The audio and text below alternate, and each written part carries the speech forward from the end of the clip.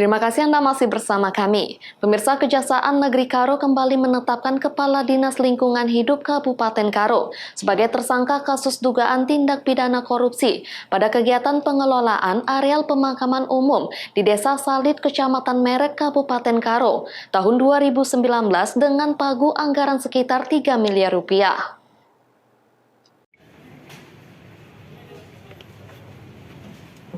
Usai menetapkan mantan Kepala Dinas Pemuda dan Olahraga Kabupaten Karo sebagai tersangka kasus dugaan tindak pidana korupsi, kali ini Kejaksaan Negeri Karo kembali menetapkan Kepala Dinas Lingkungan Hidup Kabupaten Karo Radius Tarigan sebagai tersangka dalam kasus dugaan tindak pidana korupsi.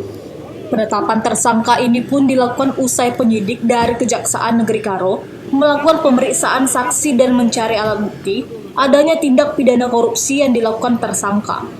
Dari hasil pemeriksaan di Kejaksaan Negeri Karo, tersangka pada saat itu merupakan penjabat pembuat komitmen atau PKK pada Dinas Perumahan Rakyat dan Kawasan Pemukiman Kabupaten Karo pada proyek pengelolaan areal pemakaman umum di Desa Salit, Kecamatan Merek, Kabupaten Karo pada 2019 dengan pagu anggaran sekitar 3 miliar.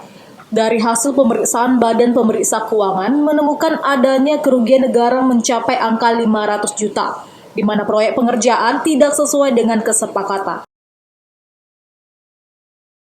Kejaksaan Negeri Karo telah menetapkan satu orang tersangka terkait dengan penyidikan dugaan tindak pidana korupsi areal pemakaman umum di Desa Salit, Kecamatan Tigapana, Kabupaten Karo tahun anggaran 2019 dengan nilai anggaran sebesar 3.030.322.000 dan telah ditetapkan tadi tersangka adalah PPK dengan inisial RT.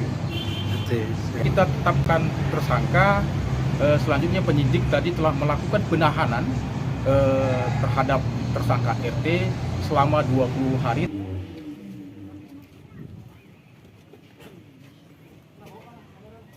Usai dilakukan pemeriksaan dan ditetapkan sebagai tersangka, Radius Tarigan pun langsung dikirim di rumah tahanan kelas 2B Kabanjahe dan menjalani pemeriksaan lanjutan sebelum menuju meja persidangan.